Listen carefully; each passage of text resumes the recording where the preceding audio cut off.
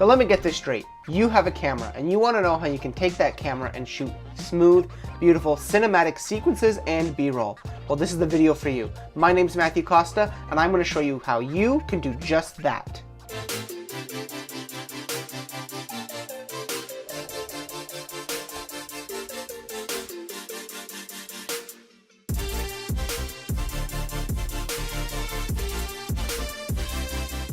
Here we are, and I'm going to share with you my 5 tips for getting smooth, cinematic sequences and B-roll.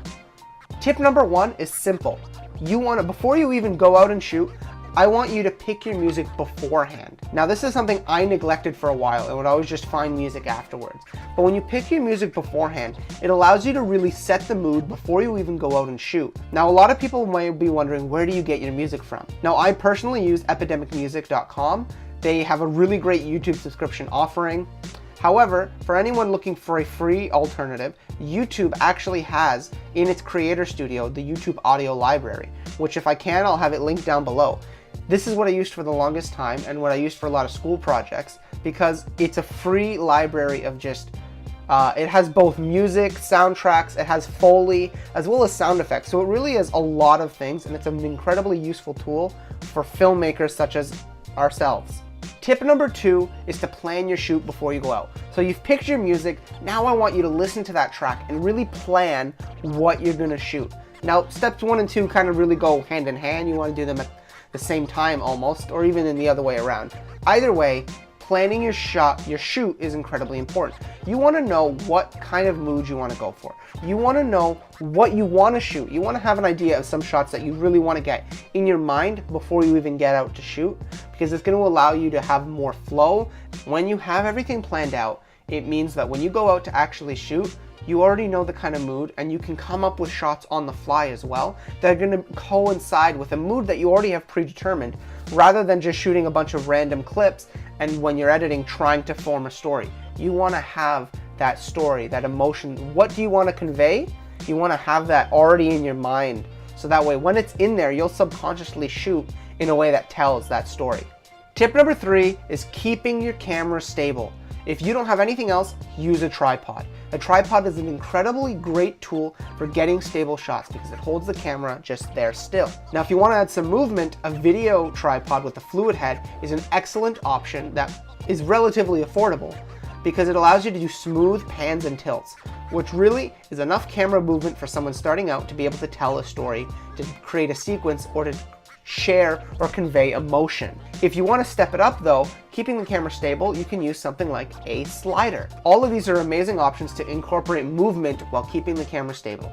The reason a stable camera is so important is because if it's shaky or jittery, the audience may not want to continue to watch that footage because it can become disorienting or make them uncomfortable. Tip number 4 kind of coincides with number 3 in regards to stability. It is use slow motion if you can. So that means recording at either 60 frames a second or 120 frames a second. The reason this is so helpful is because shooting at these frame rates allows you to conform it to 24 frames a second or 30 frames a second, depending on what you choose. I personally use 24 frames a second as it's the most cinematic frame rate, in my opinion, and the majority of people's opinions. That's besides the point. Shooting at these higher frame rates and slowing them down smooths out any micro jitters or discrepancies in my motion. Because even using a fluid head tripod, unless you get into the really, really high-end ones, you're gonna have a hard time getting a perfectly smooth pan or tilt. However, being able to slow that down in post will give me that extra little bit of stability. Now this doesn't always work. You can't use this for anything that you need real time for, such as if I'm talking. Obviously this is shot at 24, but if I'm doing a B-roll sequence, I almost always shoot it at least 60 frames a second and slow it down. Most people won't have cameras that'll do 120, so 60 is a great compromise between accessibility and quality of results. Whew, we're almost done, guys. Tip number 5 is our last one, and that's actually finally now in the editing room. You've planned out your shots, you've shot them stable, you have your music, you've gotten everything right. Tip number 5, edit to the beat of the music. This is huge, and it is something I also neglected for a long time. But once I started doing it, my sequences took off in quality and got way, way better. Honestly, I blew my own mind how much of a difference it really makes. And it's so simple. When you're editing, drag your playhead across the music, and you're gonna see all the peaks in the audio waveform. And that's where you're gonna make your cuts. You're not gonna throw your footage together, cut, then add on music. We've already picked our music now, so we're gonna put the music down first. And sometimes what I even like to do is close my eyes and listen to the track and just hit the M key, which in Premiere Pro makes a marker. So that way I know where I want the cuts to go based on the music, just listening to it.